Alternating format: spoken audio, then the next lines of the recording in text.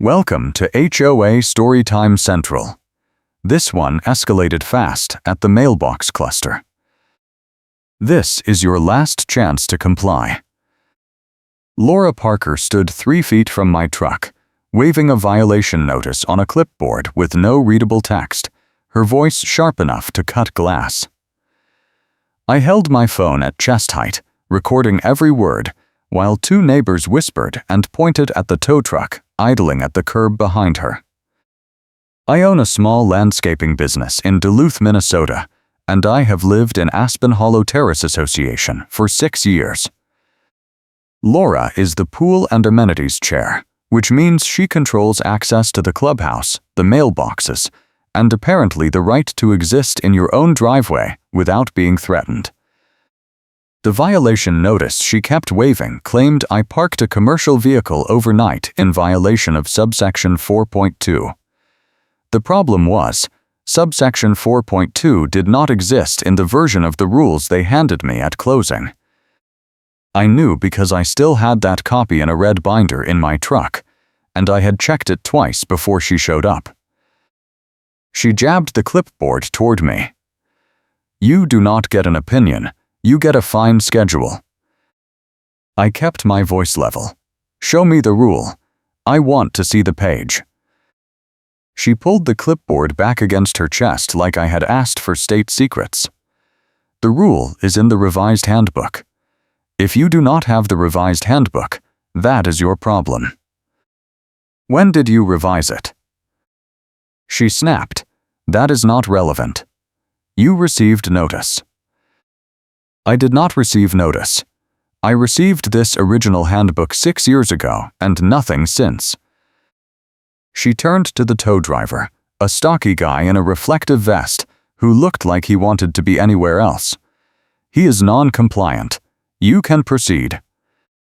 The driver hesitated, glancing between us. "Ma'am, if he is saying he does not have the rule, maybe we should wait until the office confirms." Laura's voice went up a notch. "I am confirming it. I am the pool and amenities chair." The driver shook his head slowly. "I need something from the management company. A work order or a signed authorization." She turned back to me, her face flushed. "This is what happens when you refuse to follow the rules. You create chaos." I looked past her at the 2 neighbors, both holding umbrellas, both clearly recording on their phones now. One of them, a guy named Derek who lived 4 houses down, gave me a small nod. I had helped him fight a landscaping citation 2 years ago when Laura tried to fine him for having decorative rocks that were, quote, too large for community standards. He knew how this worked. Laura must have seen the nod because she whipped around and pointed at Derek. "You need to leave. This is an enforcement matter." Derek shrugged. "I live here. I am getting my mail." She spun back to me, her voice tight. "You think this is funny? I can fine you daily until you give up and you cry." I stayed calm. "I am asking you to show me the rule you are citing." "That is it. 1 page." She opened her mouth, closed it, then turned and walked to the tow truck, speaking low to the driver. He shook his head again, louder this time. "No, ma'am, I cannot do that without authorization from the property manager. If you want me to tow, you need to call them and get me a signed order." Laura pulled out her phone and dialed, pacing in a tight circle near the mailbox cluster. I stayed next to my truck, keeping the red binder visible in case she looked back. Derek walked over slowly, his umbrella tilted to block Laura's view. He said quietly, "She did this same thing to the Johnsons last year." Claimed their fence was 6 inches too tall, threatened to fine them weekly, then the management company admitted they had the wrong survey. The Johnsons moved out 3 months later because they could not handle the stress. I nodded. "How did she get away with it?" Derek shrugged. "No one ever followed up. The management company just sent a letter saying the matter was resolved. And that was it. The Johnsons never got an apology, never got their fees back. Laura kept her position. That was the moment I realized this was not a mistake. This was a pattern. Laura finished her call and walked back, her face tight with satisfaction. The tow company will have authorization within the hour. You can move your truck now, or you can pay the tow fee and the impound fee. Your choice. I kept recording. What is the authorization number? She blinked. What? The work order number. The tow company said they need a signed authorization. What is the number? She turned and walked away without answering, her stack of pre-filled forms tucked under one arm. The tow driver climbed back into his cab and pulled away slowly, giving me a short wave as he left. Derek laughed under his breath. That is twice in 2 years she has tried to tow someone and failed. I looked down at my phone, still recording. What happened the first time? A couple 3 houses down from me. Laura said their RV violated the street parking rule, but the RV was in their driveway behind the fence. The tow driver refused to touch it because it was on private property. Laura filed a complaint with the board, but the board never did anything because the couple had photos proving the RV was behind the fence the whole time. I saved the recording and uploaded it to my cloud storage, labeling it Laura Driveway Confrontation Day 1. Then I opened my email and drafted a message to the management company, Frontier Property Solutions, asking for a copy of the revised handbook Laura kept referencing, and a clarification on subsection 4.2. I hit send and waited. 3 days later, I got a reply.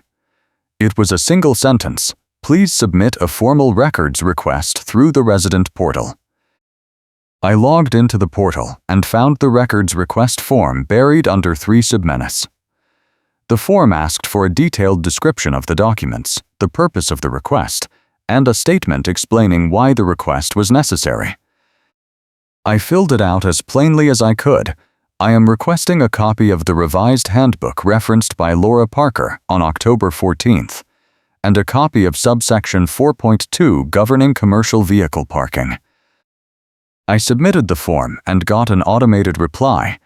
Your request will be processed within 15 business days. 15 business days meant 3 weeks. Laura had given me until the end of the week to comply or face daily fines starting at $50. The timeline did not work. I called the management company directly and got transferred 4 times before landing with a front desk associate named Kim, who sounded exhausted. She listened to my explanation and sighed. Okay, so Laura told you there is a revised handbook? Yes. And you do not have a copy? Correct. Kim paused. Did you get a notice in the mail about the revision? No. She sighed again.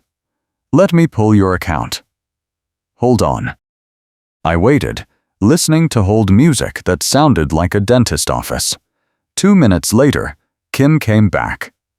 Okay, I am looking at your account, and I do not see any record of a handbook revision being mailed to you. The last mailing we have on file for your address is from 2019, and that was the original handbook. So there is no revised handbook? Kim hesitated. I mean, there might be. But if there is, it is not in our system, and you were not notified. Can you send me whatever version you have? She clicked a few more keys. I just emailed you the 2019 handbook. That is the only one I have access to. What about subsection 4.2? Kim went quiet for a moment. There is no subsection 4.2 in the 2019 handbook. Parking is covered in section 3, and it only goes up to 3.6. I thanked her and hung up, feeling my chest tighten. Laura had threatened me with a rule that did not exist, using a handbook revision that was never sent, backed by a management company that had no record of any of it. I opened my email and found Kim's message. Attached was a PDF labeled Aspen Hollow Terrace Association Handbook 2019.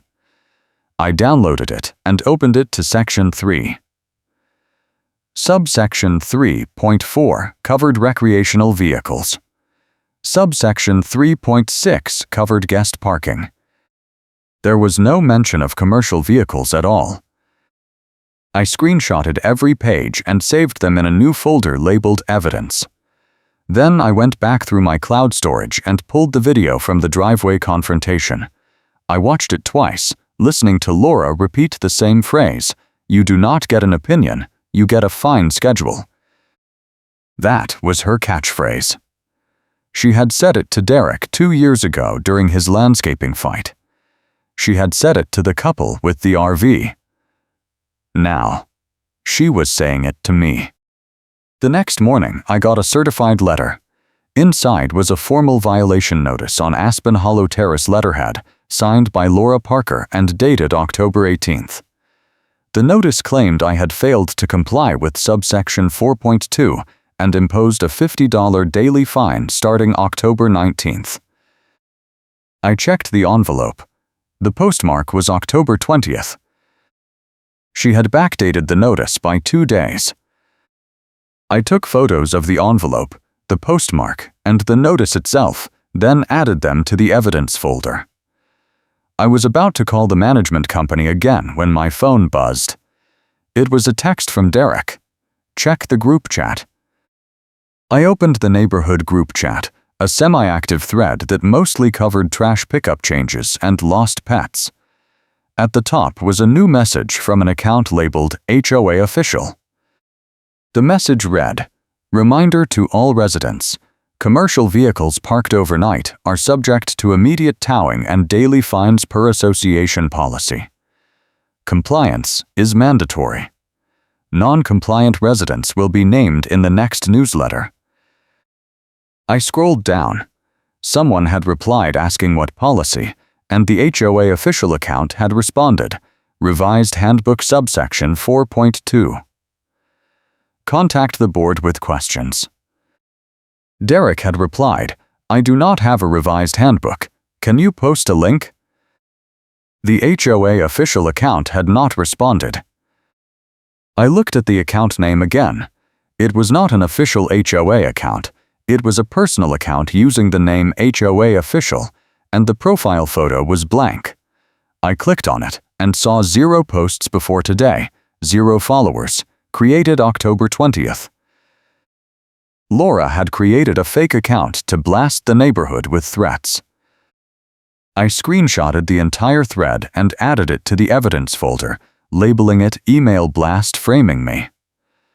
Then I replied in the group chat, "I have requested a copy of the revised handbook from the management company, and they have no record of it. If anyone has a copy, please share." 3 people reacted with a thumbs up. One person, a woman named Rachel who lived 2 streets over, replied, "I got the same notice last year from my work van and I paid the fine because I did not know I could fight it. I still do not have a revised handbook." I messaged Rachel privately, "How much did you pay?" She replied, $250. 5 days at $50 per day. Laura said if I did not pay, they would file a lien. Did they file a lien? Rachel sent a shrug emoji. "I do not know. I paid it to make it stop." I asked her if she had any paperwork from the incident. She said she would look and get back to me. 10 minutes later, she sent me a photo of a violation notice identical to mine. Same format, same wording, signed by Laura Parker and dated 8 months ago. The postmark on Rachel's envelope was 3 days after the date on the notice. Laura had been backdating notices for at least 8 months. I called the management company again and asked for Kim. She picked up on the second ring, sounding even more tired than before. I explained the backdated notices and the fake group chat account. Kim went silent for a long moment. "Okay," she said slowly. "That is a big problem. Laura is not authorized to send violation notices without board approval, and she definitely is not authorized to create fake accounts pretending to be the HOA. Can you stop the fines?" Kim hesitated. "I can put a hold on your account, but I cannot reverse anything without board approval. You would need to file a formal appeal." "How do I do that?" She sighed. "You fill out an appeal form on the portal and submit it to the board. They will schedule a hearing within 30 days. 30 days meant I would be hit with $1,500 in fines before I even got a hearing. I asked Kim if there was any way to expedite it. She said no. I hung up and stared at the evidence folder on my laptop. I had video of Laura threatening me, proof that the rule she cited did not exist, proof that she backdated notices, and proof that she created a fake account to intimidate residents. But none of it mattered if I could not get it in front of someone with authority. I needed leverage. I opened a new browser tab and searched Aspen Hollow Terrace Association board meeting minutes. The results took me to the HOA website, which had a public documents section. I clicked on it and found a list of meeting minutes going back 3 years, each one a PDF labeled by date. I opened the most recent one, from September. The minutes were short, barely 2 pages, covering routine maintenance approvals and a budget discussion. At the bottom was a line that caught my attention. Compliance report presented by L. Parker. No violations addressed. I opened the August minutes. Same format, same line at the bottom. I went back further. July, June, May. Every month, the same line, compliance report presented by L. Parker. No violations addressed. But I knew for a fact that Laura had issued at least 2 violations in the past 8 months, one to me and one to Rachel. So either the board was not recording violations, or Laura was not reporting them. I kept scrolling. I opened the minutes from April, then March, then February. In February, I found something different. The minutes included a line that read, "Compliance Committee restructured. L. Parker appointed Pool and Amenities Chair with Enforcement Authority pending management review." I read it twice. Pending management review. I opened the January minutes. No mention of Laura or the Compliance Committee. I opened December. Same thing. Then I went back to February and reread the line. Pending management review meant the board had appointed Laura conditionally. They were supposed to review her authority and confirm it later, but I could not find any record of that review happening. I called Kim again. She answered with a weary, "Hi. I need to know if Laura Parker's enforcement authority was ever formally reviewed by the board." Kim paused. "Why?" "Because the February meeting minutes say her appointment was pending management review, and I cannot find any record of that review." Kim put me on hold. 2 minutes later, she came back. "I just checked with my supervisor.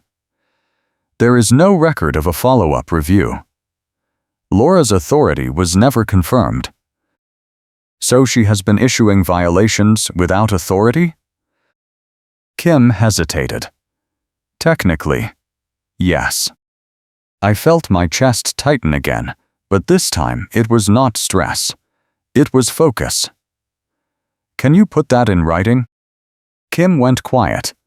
"I cannot put that in an email without approval from the board, but I can confirm it verbally." "That is fine. I am recording this call. Is that okay?" She hesitated again, then said, "Yes." I repeated the question, and she repeated her answer. I saved the recording and labeled it "Kim confirms no authority." Then, I went back to the meeting minutes and started looking for patterns. I opened every file from the past 2 years and searched for the word compliance. Most months, the compliance report was a single line.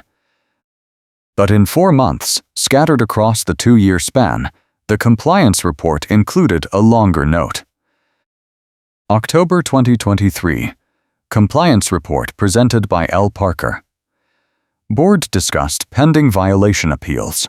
No action taken. March 2023. Compliance report presented by L. Parker. Board discussed enforcement procedures. L. Parker to draft updated guidelines. August 2022. Compliance report presented by L. Parker. Board approved enforcement discretion for amenities chair. December 2022. Compliance report presented by L. Parker. Board discussed lien process for unpaid fines. I looked at the dates again. Laura had been given enforcement discretion in August 2022. She had been tasked with drafting updated guidelines in March 2023. And in October 2023, the board had discussed pending appeals but taken no action. That meant residents had been appealing Laura's violations for at least a year, and the board had done nothing.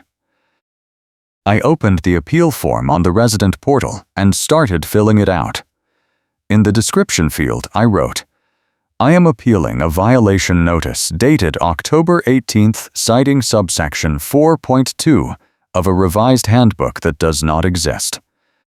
I have confirmed with the management company that no revised handbook was issued and that the cited rule does not exist in any current version of the handbook. I am also attaching evidence that the violation notice was backdated and that Laura Parker's enforcement authority was never formally confirmed by the board.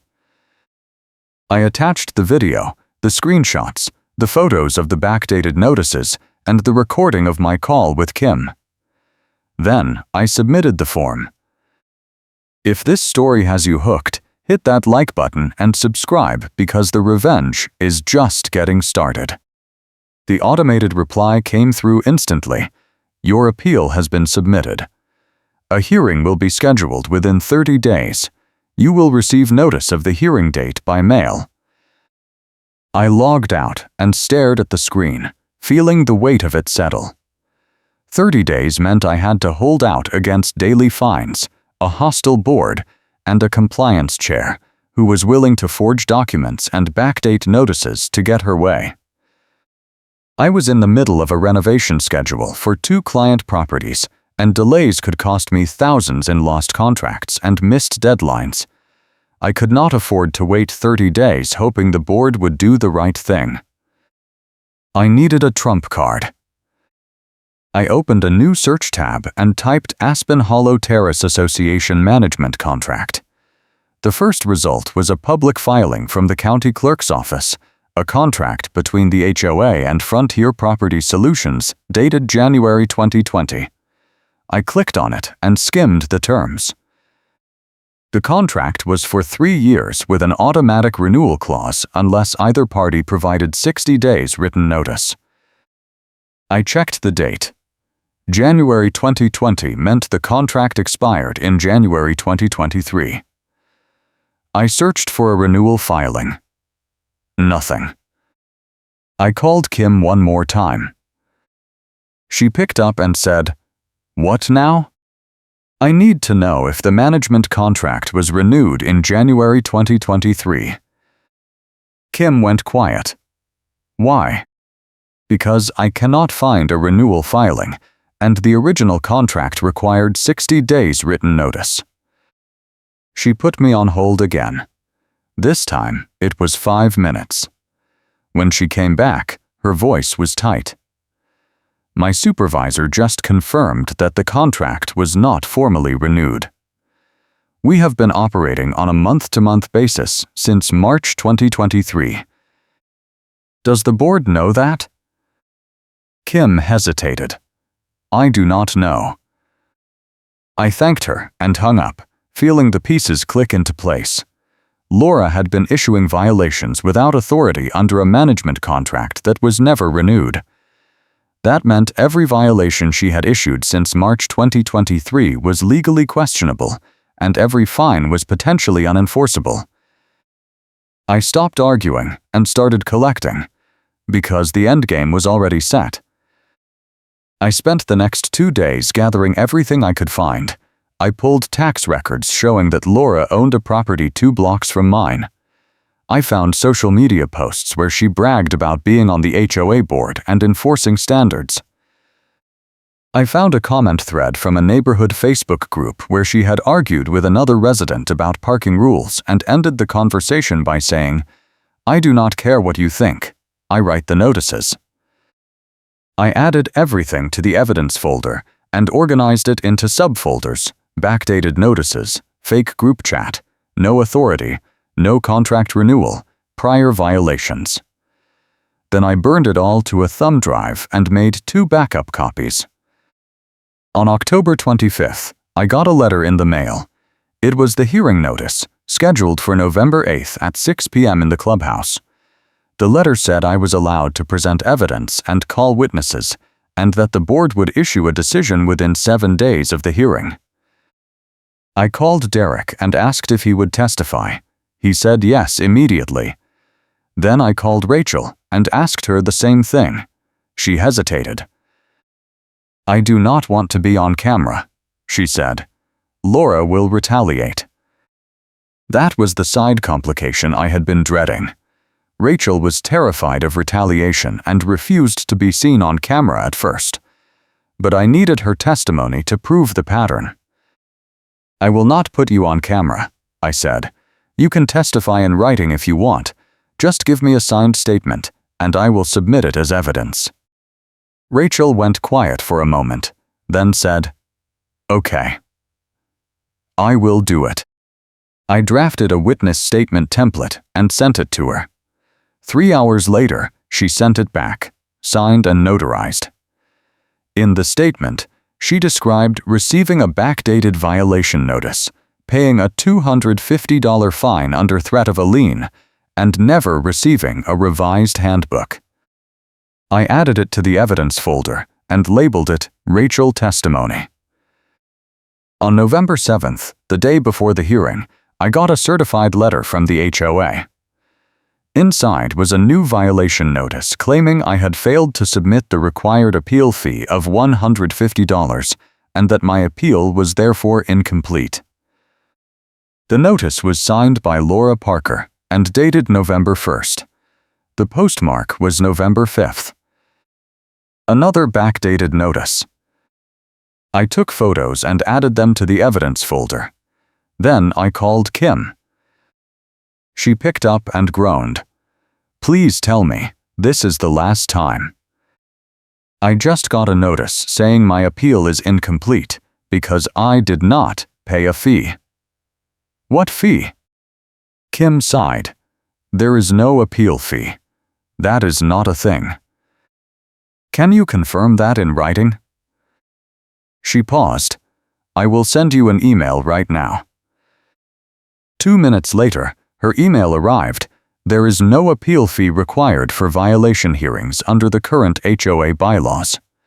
Any notice claiming otherwise is incorrect. I screenshotted the email and added it to the folder. Then I printed every document in the folder, organized them into a black 3-ring binder, and labeled the spine evidence binder.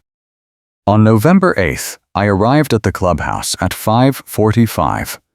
The hearing was scheduled for 6, but I wanted to get there early and set up. Derek was already waiting in the parking lot, leaning against his car with his arms crossed. He nodded at me. "You ready?" I held up the binder. "As ready as I can be." We walked inside together. The clubhouse was a plain rectangular room with folding tables arranged in a U-shape at the front and rows of plastic chairs facing them. 3 board members sat at the center table: a man in his 60s with reading glasses, a woman in her 50s with a tablet, and Laura Parker at the far right, clutching her red folder like it was evidence and refusing to share. The man with the reading glasses looked up as we entered. "You must be the appellant. Take a seat in the front row. We will start in a few minutes." I sat down, placing the evidence binder on my lap. Derek sat next to me. Behind us, a few neighbors started trickling in, including the two who had recorded the driveway confrontation. By 6, there were about a dozen people in the room. The man with the glasses cleared his throat. "This is a violation appeal hearing for the property at 4217 Maple Ridge Drive. The appellant is present. Laura, you are the citing officer. Do you want to present your case first?" Laura stood, still holding the red folder. She placed it on the table and opened it, pulling out a single sheet of paper. "This resident has repeatedly violated subsection 4.2 by parking a commercial vehicle overnight in a residential zone. I issued a formal notice on October 18th, and he refused to comply. He has accumulated fines totaling $700 as of today." The woman with the tablet frowned. "What is subsection 4.2? Laura blinked. "It is in the revised handbook." The woman looked at the man with the glasses. "Do we have a revised handbook?" The man shook his head slowly. "Not that I am aware of." Laura's face tightened. "The handbook was revised in March. I submitted it to the management company." The man picked up his phone and dialed. He waited, then said, "Kim. Hi, this is Bill from the Aspen Hollow Board. Do we have a revised handbook on file?" He listened, then said, "Okay, thanks." He hung up and looked at Laura. "Kim says there is no revised handbook on file." Laura opened her mouth, then closed it. She looked down at the red folder, flipping through pages. "I submitted it. If they lost it, that is not my fault." The woman with the tablet leaned forward. "Laura, if there is no revised handbook, how can you cite a rule that does not exist?" Laura snapped. "The rule exists. I have been enforcing it for 2 years." The man with the glasses looked at me. "Do you have anything to present?" I stood and held up the evidence binder. "I have a recording of Laura threatening me with a tow based on a rule that does not exist. I have proof that she backdated multiple violation notices. I have testimony from another resident who paid fines under the same fake rule. And I have confirmation from the management company that Laura's enforcement authority was never formally reviewed or confirmed by the board." The room went silent. The man with the glasses looked at Laura. "Is that true?" Laura's face flushed. "I was appointed by the board in February. You were all there." The woman with the tablet scrolled through her tablet. "The minutes say your appointment was pending management review. Was that review completed?" Laura did not answer. The man with the glasses sighed. "Laura, this is a problem. If your authority was never confirmed, then every violation you issued is questionable." Laura slammed her hand on the table. "I have been doing this job for 2 years, and no one has ever questioned me. Now one resident makes a fuss, and suddenly, I am the villain?" The woman with the tablet looked at me. "Can we see the evidence?" I walked up to the table and handed her the binder. She opened it and started flipping through the pages. The man with the glasses leaned over to read with her. Laura stayed frozen, staring at the red folder. After a few minutes, the woman looked up. "This is damning. Backdated notices, fake group chat accounts, no authority confirmation, no revised handbook. Laura, how do you explain this?" Laura's voice cracked. "I was trying to enforce the rules." That is my job. The man with the glasses closed the binder. Your job is to follow the rules, not make them up. The woman with the tablet stood. I move that we dismiss all violations issued by Laura Parker, pending a full audit of her enforcement actions. The man with the glasses nodded. I second that. They both looked at Laura. She did not move. The man said, Laura, you need to recuse yourself from this vote. Laura grabbed the red folder and walked out of the room without another word.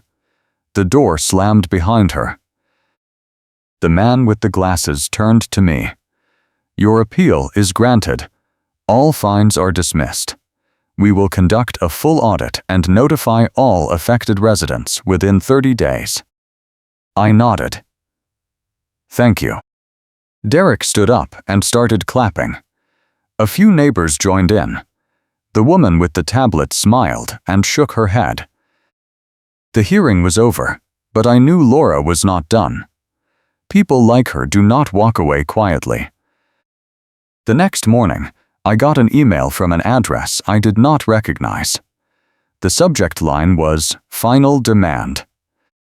Inside was a 2-paragraph message claiming that the board's decision was procedurally invalid because I had not paid the appeal fee, and that Laura intended to file a lien packet with a bogus ledger and mystery line items unless I paid the full $700 within 72 hours.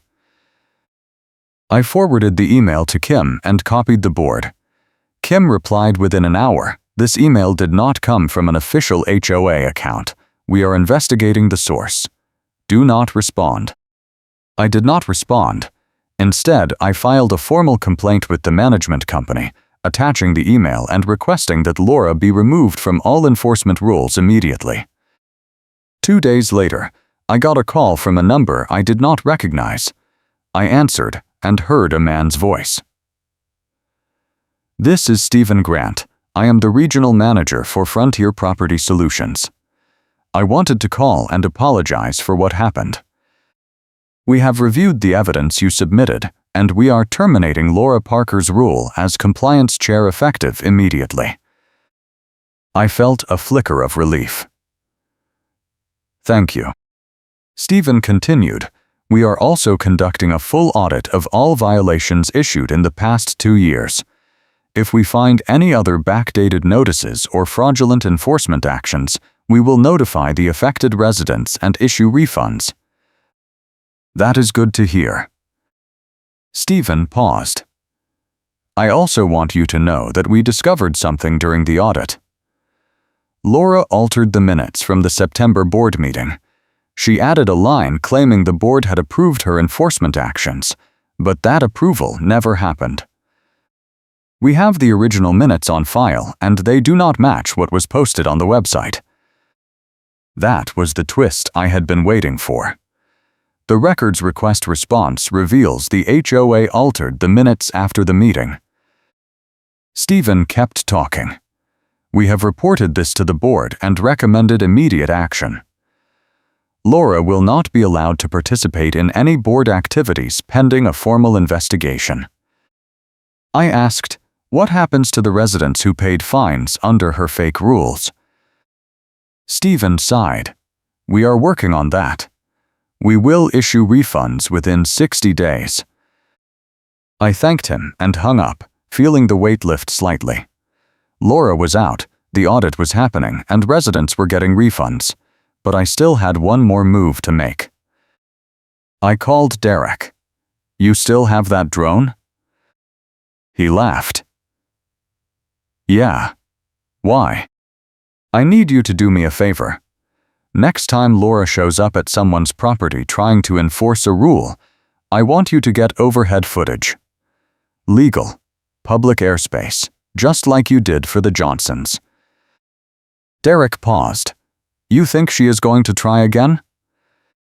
I know she is. 3 days later, Derek called me at 8 in the morning. She is at the mailbox cluster right now, yelling at Rachel. I am launching the drone. I grabbed my phone and drove to the mailbox cluster. By the time I arrived, Derek was standing in his driveway with the drone controller, and Laura was in the middle of a rant, waving the red folder at Rachel, who looked like she was about to cry. 2 other neighbors stood nearby, one of them recording on a phone. I parked and walked over slowly. Laura saw me and pointed. "You do not get to be here. This is a private enforcement matter." I held up my phone, already recording. "This is a public mailbox cluster. I can be here." Laura turned back to Rachel. "You signed a complaint about his truck and now you are backing out? That is fraudulent." Rachel shook her head, her voice trembling. "I never signed anything. You said you needed a statement for the file, so I wrote down what I remembered. You said it was confidential." Laura's face tightened. "You wrote that his truck was parked overnight. That is a violation."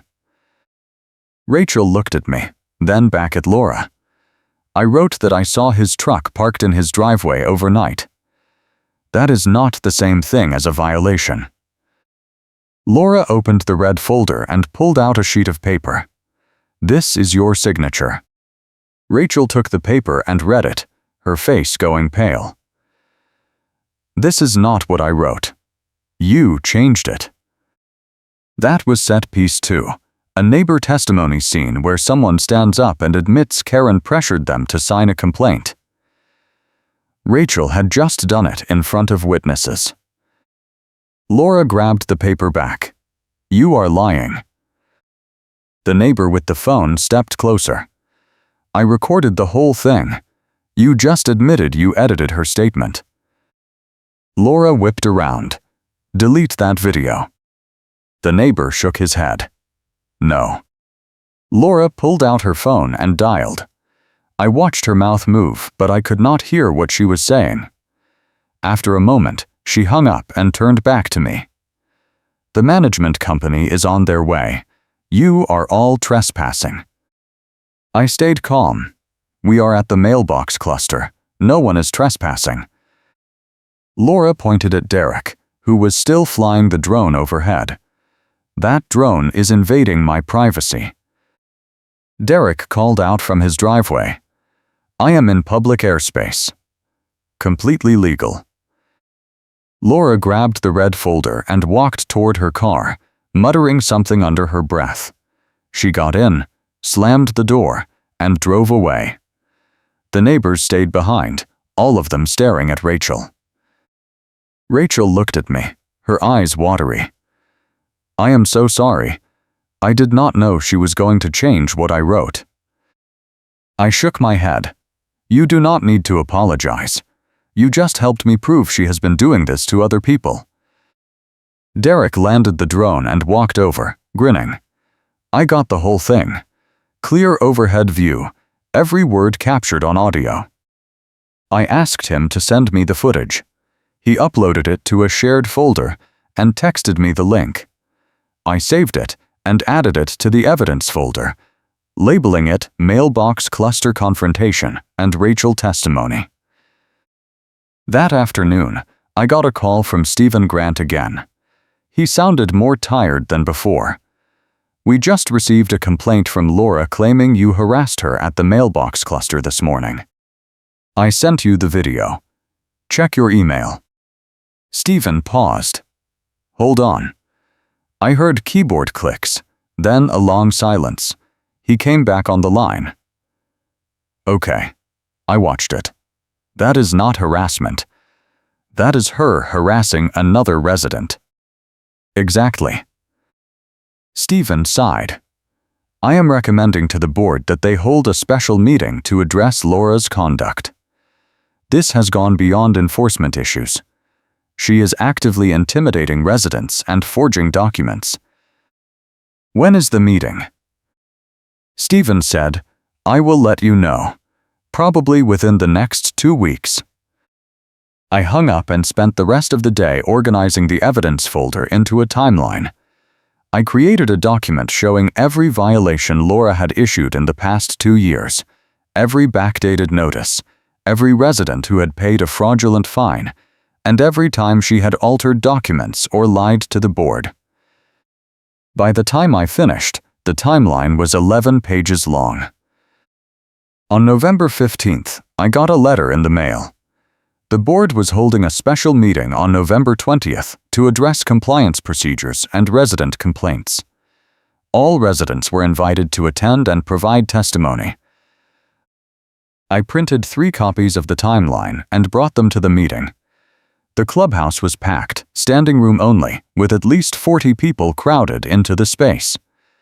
The board sat at the front table, the man with the glasses, the woman with the tablet, and a third board member I had not seen before. Laura was not there. The man with the glasses stood and addressed the room. We are here tonight to discuss recent concerns about compliance enforcement and to hear from residents who have been affected by improper procedures. We want this to be an open and respectful conversation. He sat down and gestured to me. You submitted the original appeal. Do you want to start? I stood and walked to the front, holding the timeline. I handed a copy to each board member. This is a timeline of every violation Laura Parker issued in the past 2 years, along with evidence showing that she backdated notices, forged resident statements, created fake HOA accounts, and altered board meeting minutes. I have testimony from multiple residents and confirmation from the management company that her enforcement authority was never formally reviewed. I stepped back and let them read. The room was silent except for the sound of pages turning. After a few minutes, the woman with the tablet looked up, her face pale. This is worse than we thought. The third board member, a younger man in a polo shirt, shook his head. How did this go on for 2 years without anyone noticing? The man with the glasses sighed. Because no one challenged her. Until now. Rachel stood up from the back of the room. I want to say something. The board nodded. She walked to the front, her hands shaking. I paid $250 in fines because Laura told me I violated a rule that did not exist. She pressured me to sign a statement and then changed it without my permission. I was terrified to speak up because I thought she would retaliate. But after what happened at the mailbox cluster, I realized she has been doing this to everyone. The room erupted in whispers. The man with the glasses held up a hand. Let her finish. Rachel took a breath. I just want my money back, and I want to make sure no one else has to go through this. She sat down. The woman with the tablet stood. I move that we issue full refunds to every resident who paid fines under Laura Parker's enforcement actions, effective immediately. The man with the glasses nodded. I second that. The third board member raised his hand. I vote yes. The motion passed unanimously. The man with the glasses looked at me. We owe you an apology. You did the work that we should have been doing all along. I nodded. I just want to make sure this does not happen again. The woman with the tablet smiled slightly. We are implementing a written records production schedule that Karen cannot interfere with to ensure transparency and accountability. Every violation will be reviewed by the full board before any fines are issued. And we are requiring annual audits of all enforcement actions. That was the payback vector. A written records production schedule that Karen cannot interfere with. The meeting continued for another hour. Resident after resident stood up and shared their stories about Laura's harassment, fake rules, and intimidation tactics. By the end, the board looked shell-shocked. The third board member stood. I move that we remove Laura Parker from her position as Pool and Amenities Chair, and recommend that she resign from the board entirely. The woman with the tablet raised her hand. I second that. The man with the glasses voted yes. The motion passed. 3 days later, I got a letter from the HOA. Laura Parker had resigned from the board effective immediately. The letter also stated that Laura gets a written warning for harassment behavior and would not be allowed to hold any HOA position in the future. That was Karen's consequence. Karen gets a written warning for harassment behavior. 2 weeks later, the board held another special meeting to approve new compliance procedures. The new rules included mandatory board approval for all violations, a 30-day appeal window with no fees, and a requirement that all enforcement actions be logged in a public database accessible to residents. The HOA changes hearing rules so residents cannot be railroaded. That was the HOA consequence. The HOA changes hearing rules so residents cannot be railroaded. On December 1st, I got a check in the mail from Frontier Property Solutions. It was a refund for $700, along with a letter apologizing for the improper enforcement actions.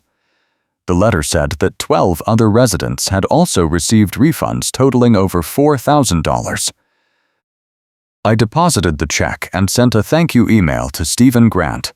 He replied, "You did the right thing. Most people would have just paid the fine and moved on. You held us accountable." That evening, I was sitting in my truck outside a client property when I saw a tow truck pull up across the street. The driver got out and walked toward a house, clipboard in hand. I watched as a woman came out onto the porch and started arguing with him. He shook his head, gestured to his truck, and walked back to the cab. The funny karma beat happened a week later. I was at the mailbox cluster, picking up a package when I saw Laura pull up in her car. She got out and walked toward the mailbox, then froze when she saw me. I did not say anything. I just held up my phone, already recording. She turned and walked back to her car. As she opened the door, a tow truck pulled into the lot. The driver got out and walked toward her. "Ma'am? Are you Laura Parker?" She nodded slowly. "I have an order to tow your vehicle for unpaid parking violations." Laura's face went red. "What violations?" The driver handed her a clipboard. 3 notices from the city. Expired meter, no permit zone, and blocking a fire lane. Total is $450 plus tow fees.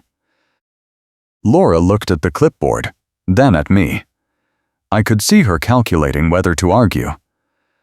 The driver shifted his weight. "Ma'am, if you want to dispute it, you can call the city, but right now I am authorized to tow." Laura grabbed the clipboard and signed it, her hand shaking. She handed it back and walked away without another word. The driver hooked her car and pulled it onto the flatbed, amber lights flashing. I watched the whole thing, recording every second. That was the funny karma beat. Karen insists the tow is authorized and the tow driver hesitates. Except this time, the tow was actually authorized, and Laura was the one being towed. I saved the video and sent it to Derek with the caption "Karma." He replied with 3 laughing emojis. Over the next few months, the HOA settled into a new rhythm. The board elected a new compliance chair, a retired teacher named Margaret who actually read the bylaws and followed the rules. Violations were logged publicly, appeals were handled fairly, and residents stopped living in fear of random fines. I finished my client renovations on schedule and under budget. Rachel got her refund and started attending board meetings. Derek kept flying his drone whenever someone needed documentation, and the neighborhood group chat turned into an actual support network instead of a fear-driven gossip thread. Laura moved out of Aspen Hollow Terrace in March. I heard through the group chat that she bought a condo in a building with no HOA. I never saw her again. The cold case was closed. The forged paperwork, the backdated notices, the altered minutes, the fake authority, all of it traced back to one person who thought she could weaponize the rules because no one would fight back.